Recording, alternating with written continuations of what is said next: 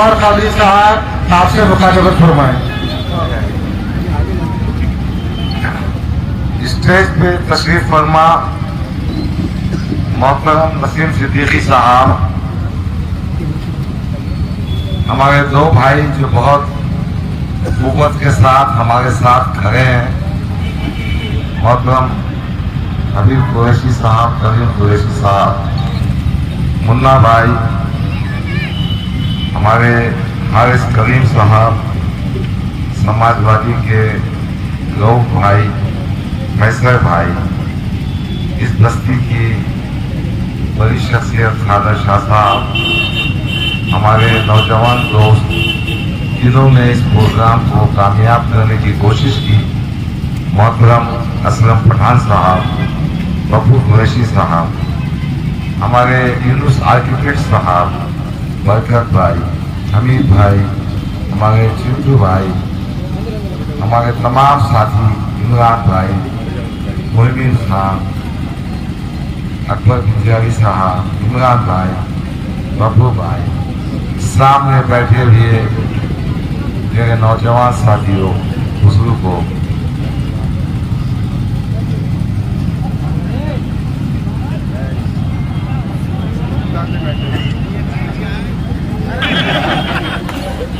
मालूम नहीं क्या बात है, जैसा हमारे मुखालिफिन भी ऐसी ही कुछ बातें करते हैं। देखिए, यहाँ पर स्टेज सजा था, सियासत में सियासी बातें होना चाहिए, मगर जिस शख्सियत ने जो बातें की है उससे उनकी हैसियत का अंदाजा होता है। नबी साहब ने कहा कि डॉक्टर गफ्फार कादरी ने 2014 में पैसों के लेन देन की बात की। आज 2024 में उनको याद आया कि गफ्फार कादरी इतना खराब आदमी है जो सियासत में लेन देन की बात करता है। मेरा सिर्फ एक ही कहना है, असद साहब, आप तो देश की क़ियादत करने निकले हैं, आप तो उम्मत मुस्लिमा के अपने आप को नेता कहते हैं, फिर क्यों झक मारने के गफ्फार कादरी को 10 साल पार्टी में रखा? क्यों 2 वक्त मुझे टिकट दिया? क्यों मुझे महाराष्ट्र का कारगुजार सदर बनाया? दोस्तों, सच्चाई तो ये है, अल्हम्दुलिल्लाह मेरा दामन इतना पाक है लेन देन के मामला में। हाँ, गुनाहगार होगा, अगर मुझे मेरे गुनाह को माफ करे, मगर पैसों के मामला में मुझ पर कोई उंगली नहीं उठा सकता। पैसों के लेन देन में मैं इस पर कोई उंगली नहीं उठा सकता। मेरा दुश्मन भी कहेगा कि गफ्फार कादरी हिसाब किताब में सीधा आदमी, मगर मोहतरम ने कह दिया भूखराहट है ना, बहुत परेशानी है। सवाल का जवाब ये देना चाहिए था, क्या गफ्फार कादरी का इस हल्के असेंबली में उम्मीदवार बनने का हक था या नहीं था? क्या गफ्फार कादरी पे मैंने खत लिखा था उनको, खत बड़ा तफसीली था। उस खत पे मैंने लिखा था कि मोहतरम सदर साहब, मेरी उम्र 67 साल हो चुकी है, शायद ये इलेक्शन मेरी जिंदगी का आखिरी इलेक्शन होगा। सदर साहब ने उस वक्त तो कोई जवाब नहीं दिया, मगर परसों 2 दिन पहले यहाँ की स्टेज से कह रहे थे कि उम्र 70 साल की हो गई है, अल्लाह अल्लाह करिए। मिस्टर असदुद्दीन अवैसी, काश तुम ये मेरे सामने कहे होते मैं भी आपको जवाब दिया होता। मेरा मानना है कि एक मोमिन जो अल्लाह को मानता है, अल्लाह का बंदा है, वो पैदा होने से लेके मरते दम तक अपना काम अंजाम देता है। समाजी खिदमत भी, सियासी मैदान में गैरतगिरी से काम करना भी, सियासत में मुसलमानों की ईमानदाराना खिदमत करना, अवाम की खिदमत करना भी अल्लाह अल्लाह करने के बराबर है। अगर टोपी पहन के, शेरवानी पहन के ऐसे भामटे बापा मत होना भाई, बहुत हो गया। वो जो उनका बच्चा है ना, वो तो उसके खत्म आगे। विराटपुर के स्टेज से उन्होंने कहा, डॉक्टर का दामाद हाथ पकड़ पकड़ कर पेशेंट से कह रहा था 2024 के पार्लियामेंट इंतखाबात में, अरे आदमी के बच्चे तेरे बाप की जागीर है क्या? मेरा दामाद मेरी बात क्यों सुनेगा? वो एमजीएम में प्रोफेसर ऑफ मेडिसिन है। डॉक्टर उमर खादिर की बात कर रहा हूं, वो हेड ऑफ डिपार्टमेंट है। वो 42 साल का नौजवान है जो 42 साल में मेडिकल कॉलेज में प्रोफेसर और एचओडी बना है। डॉक्टर उमर खादिर को आप सब जानते होंगे। बेगर्ज तरीके से कौम और मिल्लत के काम आता है।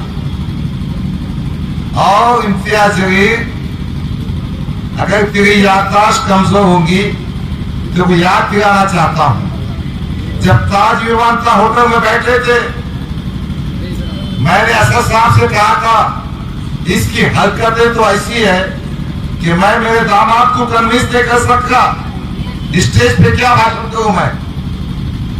फिर मैंने असद साहब को वाकया सुनाया था। कोविड के जमाने में इनके कुछ कारपोरेटर्स एमजीएम अस्पताल पहुंचे, इनको पैसा वसूल करने का था।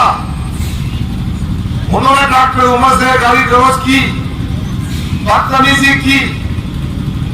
जो डॉक्टर उमर हमेशा इनसे खिदमत में पेश आता था, इनकी मदद करता था। मेरे दामाद ने मुझको फोन किया, मेरे दामाद ने मुझसे कहा कि अंकल ये लोग ऐसी हरकतें कर रहे हैं। मैंने कहा इम्तियाज जलील के चमचे और एजेंट है, वसूली के काम में लगे बैठे हैं, मैं कुछ नहीं कर सकता, आप पुलिस पे तकरार दो। डॉक्टर उमर खादरी ने पुलिस में तकरार की है और उसके बाद से डॉक्टर उमर खादरी का दिल उचाट हो गया। इज्जतों से खिलवाड़ करेंगे, लोगों को गाली गलौज देंगे, अपने चमचों एजेंटों के जरिए बेइज्जत करेंगे और फिर तुमको वोट दे। ये शहर में जितने मुस्लिम व्यापारी हैं जिनको इम्तियाज जलील ने नहीं लूटा, मैं नाम नहीं लेना चाहता, एक फैक्ट्री में हमारा दोस्त है, वो मैन पावर सप्लाई का काम करता है। ये खासदार बनने के बाद उस फैक्ट्री के मैनेजर के पास जाकर कहता है कि वो मैन पावर का काम मुझे दे दो। यकीनन जब किसी का दिल दुखता है, तकलीफ होती है, तो मुखालफत करेगा। तो मैं इम्तियाज जलील को याद दिलाना चाहता हूं कि ताज विमानता होटल में मैंने कहा था कि इम्तियाज जलील साहब, आपकी हरकतें, आपकी खसरतें इस तरह की है कि आप सिर्फ पैसा वसूल करना चाहते हैं, जिसके नतीजे में मेरा दामाद भी आपसे नाराज है, मैं उसको कन्विंस नहीं करता। उसके आगे की स्टोरी सुना देता, मैं तो छिपाता नहीं, मैं सुना देता। जब बात निकली है ना तो पूरी हो जाने दो। मैंने बीच में साफ दिली से, जान दो अपनी पार्टी का कैंडिडेट है, अपने इख्तिलाफात होंगे, साथ देना चाहिए। मैंने इनके साथ वैजापुर के दौरे में जब मैंने भाषण किया, बाबरी मस्जिद की मैंने बात किया, मुस्लिम पर्सनल की, मुस्लिम ने बात किया CAA की, लोगों ने खुश भी लिए। जैसे कन्नौज पहुंचे हम, तो इम्तियाज अली ने कहा आहिस्ता से मेरे कान में, डॉक्टर साहब बाबरी मस्जिद, नारे तकबीर, पर्सनल की बात मत कीजिए, अपने को हिंदू वोट नहीं मिलेंगे, अपन आदर्श लोगों को पटा दे, ये बात नहीं करना चाहिए। अरे मिस्टर इम्तियाज अली, दोगलापन बंद कर। फिर उसके बाद मैंने तय किया था कि क्या करना चाहिए, इनका साथ देना चाहिए कि नहीं देना चाहिए। और मैंने एक खत लिखा था सफर अली साहब को, इम्तियाज अली की हरकतें इस काबिल नहीं कि मेरा दिल गवारा नहीं करता कि मैं पार्लियामेंट में इंतखाबात में साथ हूँ। मेरे बहुत सारे साथी थे। फिर एक मीटिंग हुई, वो मीटिंग में इम्तियाज अली साहब आए। मैंने मेरे दामाद को समझाने के लिए मकान भी गया, तो मेरे दामाद ने कहा मैं नहीं आऊंगा। फिर मैंने मेरी बेटी को फोन किया, बेटी माँ क्या पका, मैं खाना खाने के बाद घर को आता हूँ, जवार की रोटी खाता हूँ मैं शौक से। बेटी ने कहा जी जवार की रोटी खाने आओ। मैंने खाना खाया। मैंने मेरे दामाद से कहा डॉक्टर उमर हाफिज से, इम्तियाज घर पे आ रहा है, जान दीजिए अपना हिस्सा खत्म कर देंगे।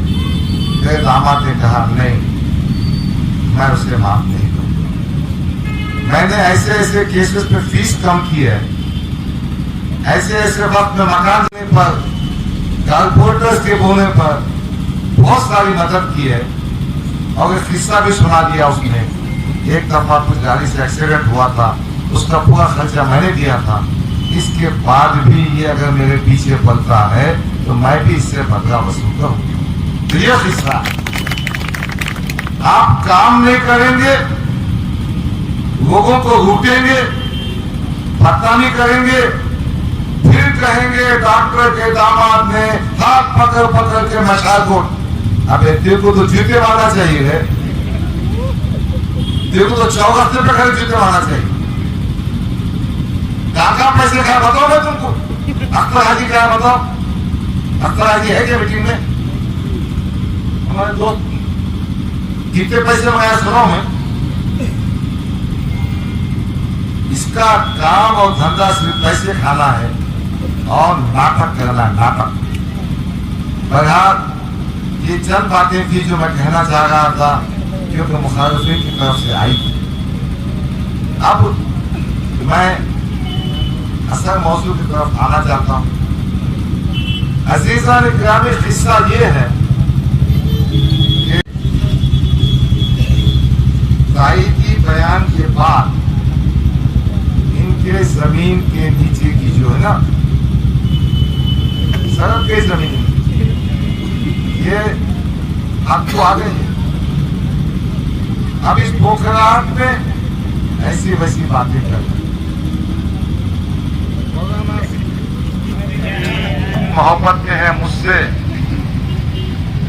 उसको नहीं बख्श कर तो देखो भी नहीं बख्शेंगे। देखो मकान वापिस जाने का है भाई, और मुझे भी मकान वापिस जाने का, और भाइयों को भी जाने का। तो मौलाना सज्जाद नोमानी साहब ने जो तायीद की है, हम उसके लिए शुक्रगुजार हैं। यही सज्जाद नोमानी साहब ने पार्लियामेंट के इंतखाबात में एक छोटा सा audio clip Khizar Patel advocate और सज्जाद नोमानी की बातचीत का था। वो ऑडियो क्लिप क्या था मालूम? उन्होंने कहा यहाँ ऐसे ऐसी हालात है, तो मौलाना से देख सकते हैं यहाँ कहा अगर इम्तियाज अली चुनकर आते हैं तो यकीनन हमने उनकी मदद करना चाहिए। ऐसा कोई ताईदी लेटर नहीं था, ना ताईदी बयान था। क्या वायरल किया उसको कि मौलाना सज्जाद नोमानी की ताई और बेटे, अब सज्जाद नोमानी ने तुम्हारी तारीफ नहीं किया तो तुम्हारे जो छोटे मोटे चर्चे हैं ना, वो मौलाना के खिलाफ वीडियो डालते, हम नहीं मानते। अरे मत मानना, फिर कौन मानोगा? क्योंकि तू उलमा का एहतराम नहीं करता ना। अबे तू नहीं माना तो झक मराना, बेइज्जती करा उलमा की तू। बहरहाल मेरे भाई ने बहुत वजाहत से उस बात को कहा है। मैं एक ही बात कहना चाहता हूं, जब कोई फैसला उलमाए दीन का, बड़े आलम दीन का इनके हक में आता है तो वो उलमा का एहतराम करते हैं, और जब कोई फैसला इनके हक में नहीं आता है तो ये नाजेबा, ओछी, घटिया, गंदी हरकतों में आते हैं। तो आपने इनको समझना चाहिए। जो वारिस अंबिया को ओछी गंदी जबान में गालियां देती है, उनको सियासी तौर पर दफन करना चाहिए। मैं इस मजबूरी से कहना चाहता हूं, आपके दिल को जो ठेस पहुंची है, ये ठेस, ये आपको जो तकलीफ